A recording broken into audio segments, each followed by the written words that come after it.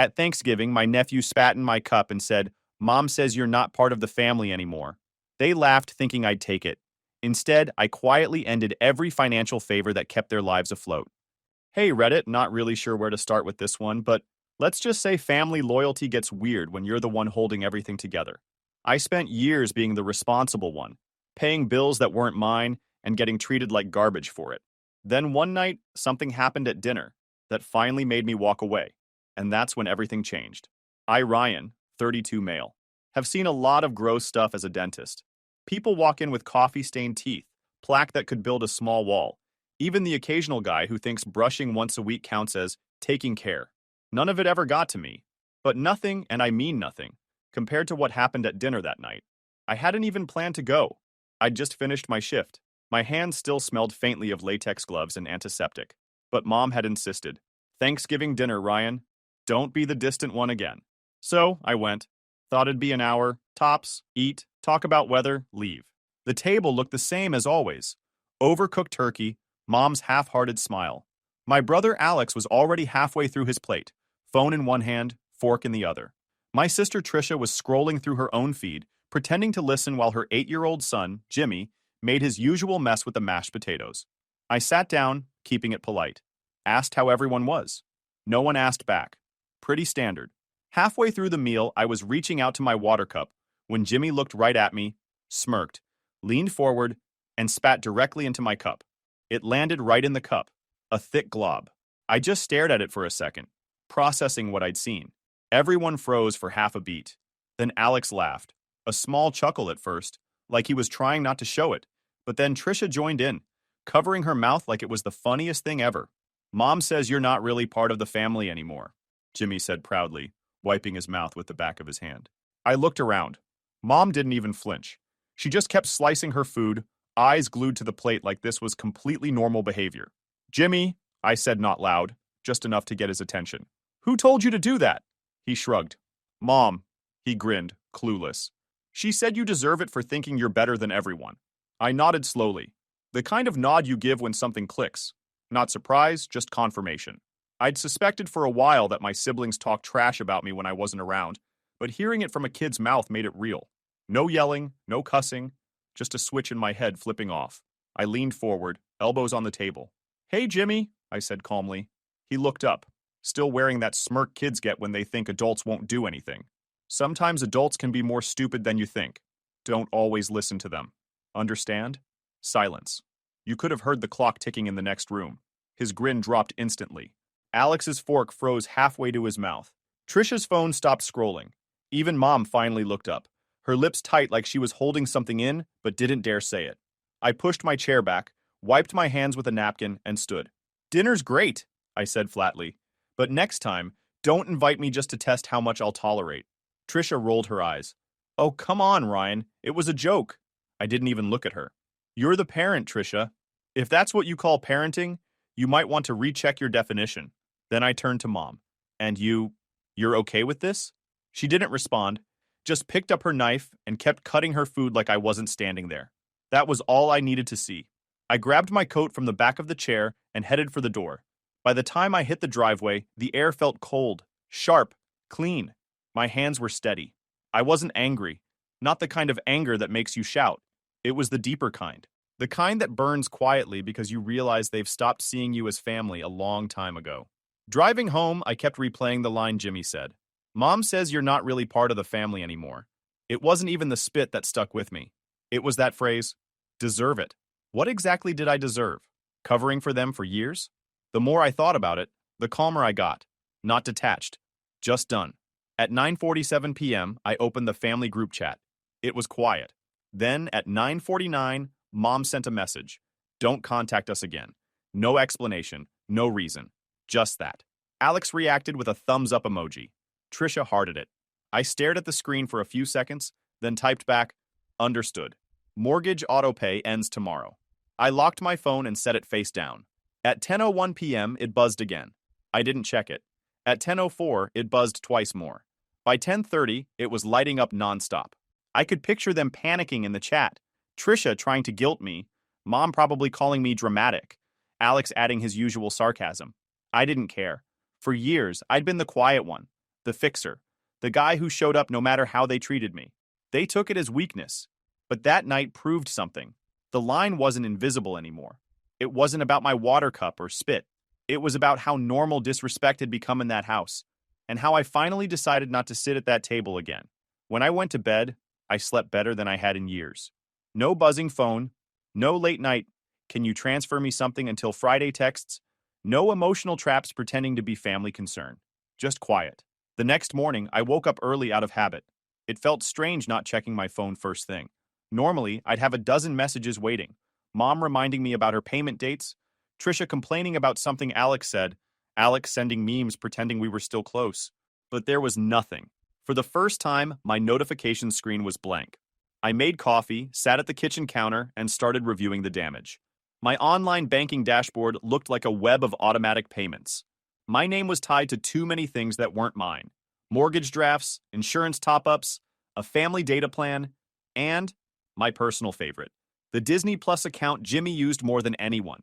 I could practically hear Trisha calling that one a shared family thing. Around 9 a.m., my doorbell rang. I opened it to see my cousin Mark standing there with 2 coffees and that look he always gets when he knows I've finally had enough. "Morning, dentist of the year," he said, walking right past me into the kitchen. "You look like a man who deleted his family overnight." "Close," I said, taking the second coffee. "They deleted themselves. I just didn't stop them." He grinned. "Good. Took you long enough." Mark sat down, elbows on the counter, and I told him everything. Jimmy, the spit, the line, the silence. He listened without interrupting, which was rare for him. When I finished, he nodded like he'd been expecting it for months. "Man," he said, leaning back, "you've been their punching bag and their ATM for years. Time to retire from both." I smirked. "Retirement plan's looking good so far." He tapped the counter. "Let's see exactly how deep you've been in." We spent the next 3 hours combing through my accounts. I shared my laptop screen with him, while he shook his head every few minutes like he was watching a slow-motion car crash. Mom's mortgage autopay, still active. Helped Trisha with car payments. Alex's orthodontic bills, auto-charged from when I helped him out 2 years ago. Streaming services, internet, even the family's cloud storage. Yep, still mine. Mark whistled. "Damn, man. You've basically been running customer support for your entire family, without pay." "Yeah," I said, staring at the numbers. "And I'm the idiot who set it all up." "You're not an idiot," he said. "You're just logical in all the wrong places. You thought they'd treat it like responsibility. They treated it like an allowance." I laughed, but it came out dry. Funny how the guy who tells people to floss daily somehow can't cut the plaque out of his own life. "That's the quote of the year," he said. "Put it on a mug." We got to work. Mark's an accountant. He's good with logistics, so he started listing things out loud while I made the calls. First, the bank. I canceled the mortgage autopay, confirmed the final payment date, and requested documentation that the account would no longer draft under my name. Next, the utilities. I pulled up an old email thread from Mom, the one where she said, "It's just temporary until I figure out how to manage the bill payments." That was 18 months ago. I opened each account, deleted my card, and closed my login. She'd have to put her own on file this time. By noon, we'd gone through almost everything.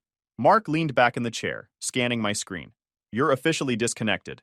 You just uninstalled your family. Feels weirdly good," I said. After lunch, Mark grabbed his jacket. "You should keep everything documented," he said. "They'll probably try something when they realize the money stopped." "Already did," I said. I'd been saving PDFs of every confirmation email and payment receipt into a single folder titled Unpaid Emotional Labor. He laughed on his way out. "You're a savage." When the door closed behind him, I walked around my place, trying to remember the last time I'd felt ownership over my own space. Every corner used to remind me of them somehow. A spare jacket of Trisha's left after visiting. Alex's toolbox I fixed for him and never got back. A stack of old mail for Mom I never threw out. One by one, I packed those things into a bag. Dropped the jacket at Goodwill. Put the toolbox in the storage closet. Tossed the mail into recycling. Each small move felt like scrubbing away buildup that had been stuck for years. For the first time in a long time, the silence in my apartment didn't sound like loneliness. It sounded like control, like quiet that belonged to me. And for a guy who spent his life fixing everyone else's broken teeth, it finally felt like I'd fixed something that mattered more: my backbone. A week later, I was halfway through a root canal when the guy in the chair decided to give me life advice. "You charge this much for a tooth?"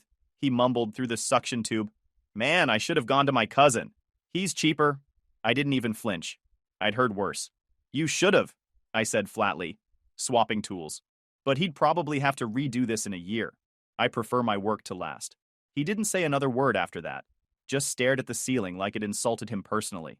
By the time he left, he muttered something about dentists being overpaid mechanics.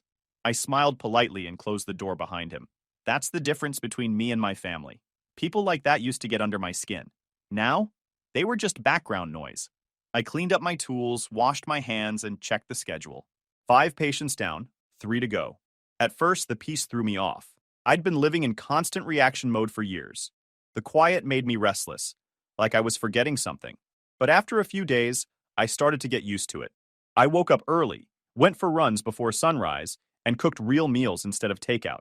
I even fixed the squeaky door hinge that had annoyed me for months. By the 3rd week, I'd started enjoying it. Work was smoother.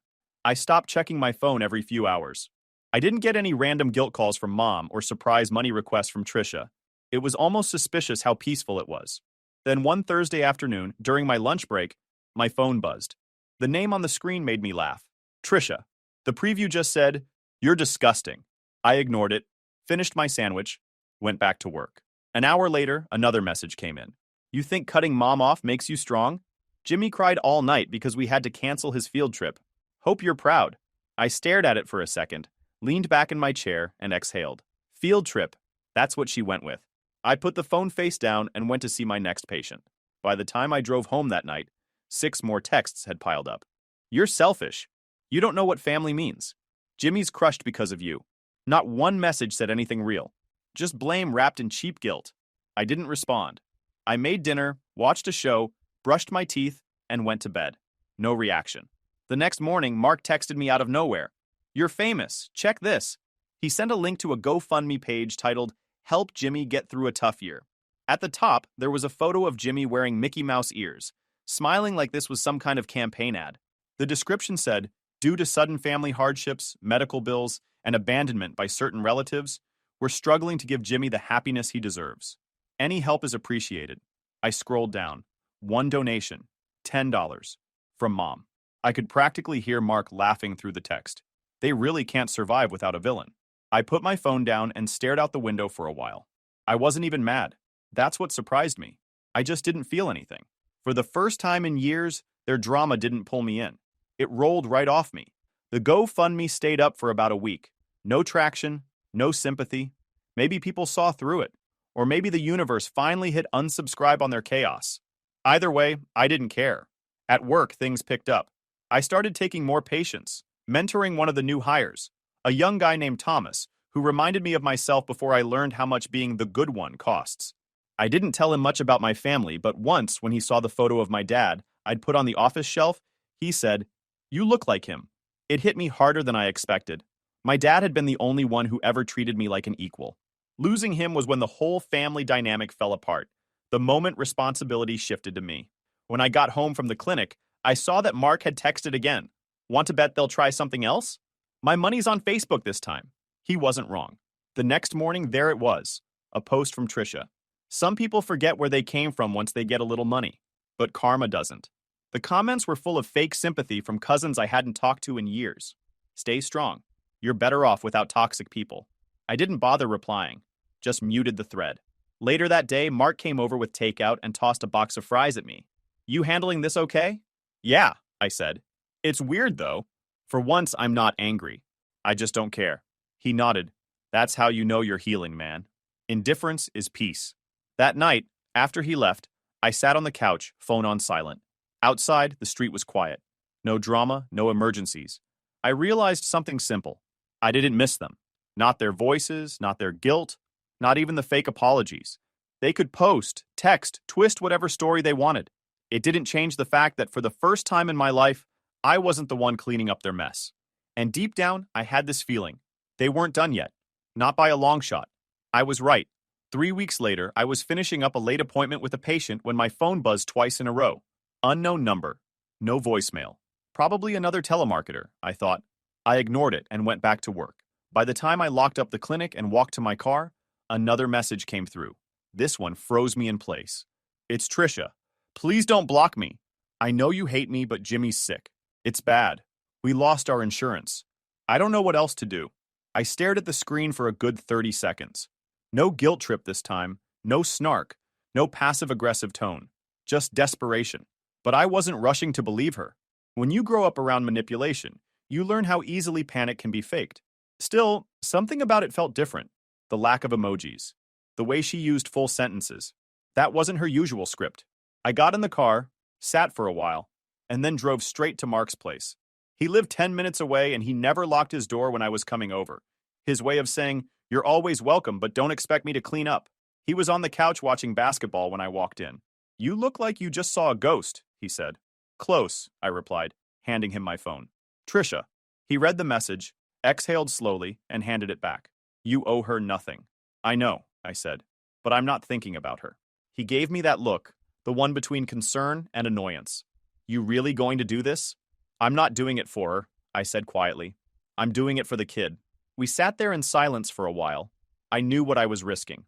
Opening the door again, even slightly. But this wasn't about Trisha or Mom, or whatever mess they were still creating. Jimmy was 8. Whatever he'd done at that dinner table months ago was on the adults who raised him. When I got home that night, I reread the message. Still no follow-up, no second attempt to twist the knife. Just the same one-line plea. "Please, don't tell Mom I told you." I didn't reply. Not yet. Instead, I pulled up my laptop and started looking into hospitals near where Trisha lived. There were 3 within driving distance. I called the first one, gave Jimmy's full name, and asked to be transferred to billing. The woman on the other end paused. "Are you family?" "Uncle," I said. "I just want to verify if a surgery payment is pending." She put me on hold for what felt like 10 years. Then she came back. "Yes, he's scheduled for next week. Partial payment required by Friday to keep the spot."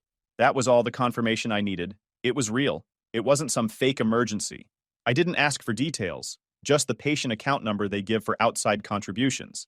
Then sent it straight to the hospital. "Okay," I said. "How do I make a contribution directly to the hospital's account?" She walked me through the steps.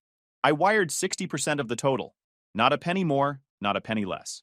No cash, no middleman, no Trisha. I wanted it clean. When it was done, I asked for a receipt with my name on it and nothing else. She said it'd be emailed within the hour. By the time I closed my laptop, it was past midnight.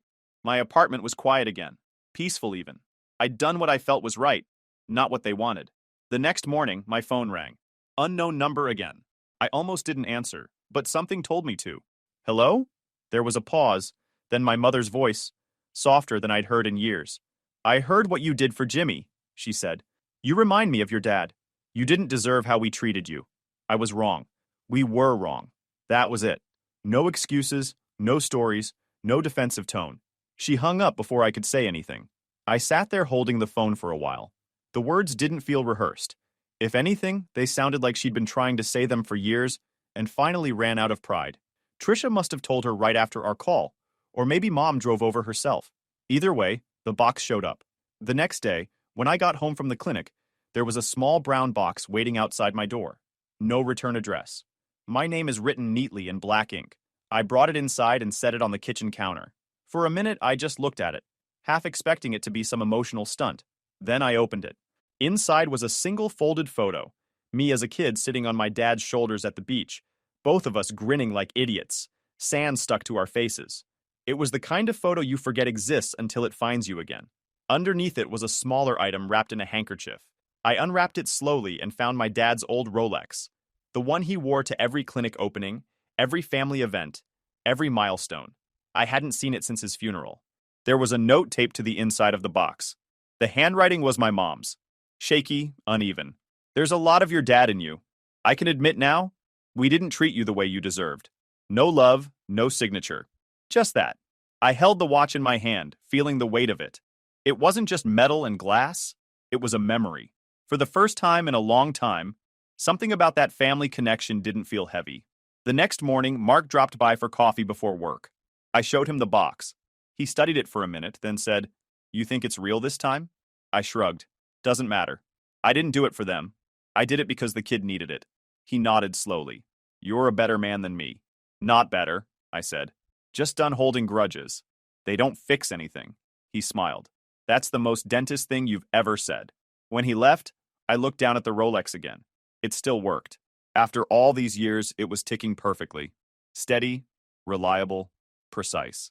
Exactly how I wanted to live from now on. And for the first time in years, I didn't feel like the family's safety net. I felt like the man my father raised me to be.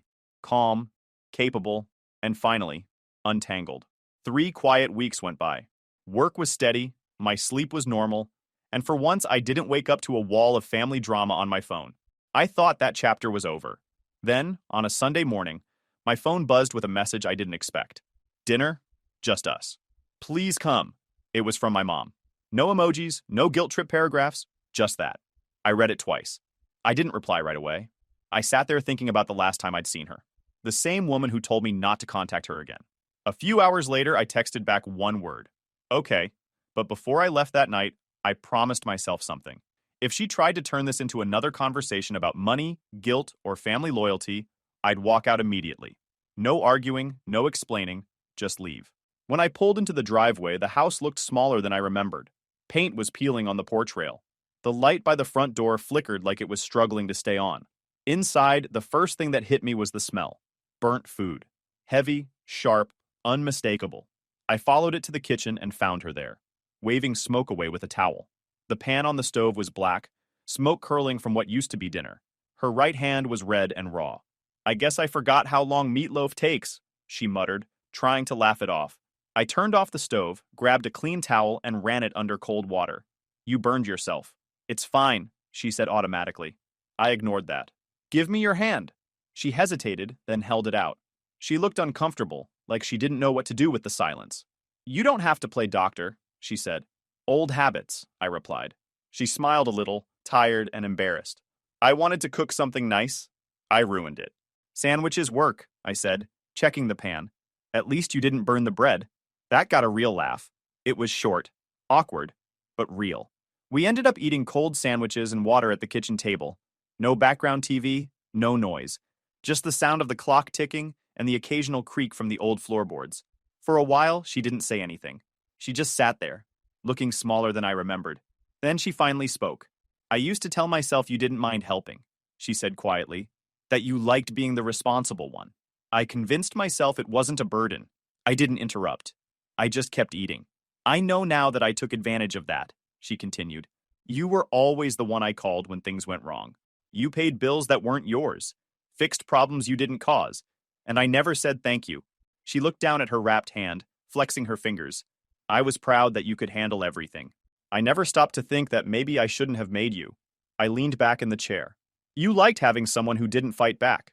Her eyes lifted, and she nodded slowly. Yes, because it made my life easier, and because I knew you'd still show up. I didn't say anything for a long time. There wasn't anything to say. She already knew. Finally, I asked, why now? She took a deep breath. Because it's quiet here now. Trisha barely visits. Alex calls when he needs something, not to talk. The noise stopped, and all that's left is the silence I created. She paused. And because when I heard what you did for Jimmy, I realized how wrong I'd been about you. You didn't do it to get something back. You did it because you're decent. I used to call that weakness. It's not. Her voice cracked slightly at the end, but she didn't cry. She just looked tired. The kind of tired that comes from years of pretending you're right. You could have said this a long time ago, I said evenly. I wasn't ready to mean it before, she admitted. Now I do. We sat in silence again. It wasn't uncomfortable this time, just quiet. Her eyes drifted to my wrist. That your dad's watch? Yeah. He'd be proud of you, she said. I wasn't for a long time. I was wrong.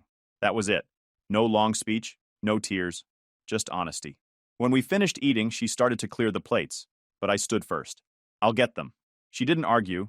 She just nodded and sat back down. You deserve better than what you got from us. That landed harder than I expected. Not because it was emotional, but because it was plain truth. When I got up to leave, she stood too. You can come by again. Not for help, just for dinner. We'll see, I said. She smiled faintly. Fair enough. At the door, she said one last thing. You know, you handle everything like your father did, quietly. But I hope you know it's okay to stop carrying everyone. I opened the door, looked back once, and said, I already did. Then I left. No drama, no guilt hanging over me. Just clean air and silence on the drive home. For the first time in my life, my mother admitted I wasn't just the dependable one. I was the one she'd taken for granted. And for me, that was more closure than any apology could ever give. 3 days later, a package showed up at my door. No return address, just my name in messy pencil handwriting. I didn't even have to open it to know who it was from. Jimmy. Inside was a folded sheet of paper with a shaky drawing of me and him sitting on a bench. Under it, written in thick crayon letters, it said, "Thank you for helping me get better." I stared at it for a while. Not out of emotion, just processing. The kid was alive. He understood what I did, and he said thank you. Something I hadn't heard from that side of the family in years. I set the drawing on my desk and went back to work. 2 evenings later, I was cleaning up the kitchen when someone knocked. Firm, not panicked. When I opened the door, I froze for half a second. Trisha. No makeup. Hair tied back. Hoodie and jeans. No designer boots, no fake confidence. She looked smaller, like life had finally caught up to her. In her hand was a folded envelope. I didn't say anything, just held the door. "I won't take long," she said quietly. "I just need to say something." I stepped aside, and she walked in slowly, glancing around the apartment like she couldn't believe she was actually there. "You keep it clean," she said, mostly to fill the silence. "I like peace," I replied. "Sit if you want." She didn't. She just stood there near the counter, turning the envelope over in her hands. "I sold my car," she said, "and my wedding ring. I thought I'd feel miserable about it. But honestly, it felt right. I owed you more than an apology." She handed me the envelope. I opened it and saw a check, 4 digits. Not everything she owed, but more than I expected. "You really did that?" I asked. "Yes, I did." Her voice was steady. "You paid for Jimmy's surgery when you didn't owe us anything. You covered things for years. You warned me to grow up and I didn't listen. I thought I was the one holding this family together, but it was you." I nodded once. "You're right." That caught her off guard. She blinked. "I thought you'd argue with me." "I don't argue with the truth," I said. She looked down, let out a slow breath. "I used to think you helped us because you wanted to feel needed. Now I know you just did it because you're decent, and we took advantage of that." I leaned against the counter, arms crossed. "You did worse than that, Trisha. You made me the enemy for finally saying no." Her eyes flicked up, guilt written all over her face. "I know." "No, I don't think you do," I said. My voice stayed calm, even. "You told your kid to spit in my cup. You laughed while he did it. You taught him that humiliating me was funny. Then you used that same kid as leverage to make me feel guilty. That's not just being a bad sister, Trisha. That's being cruel."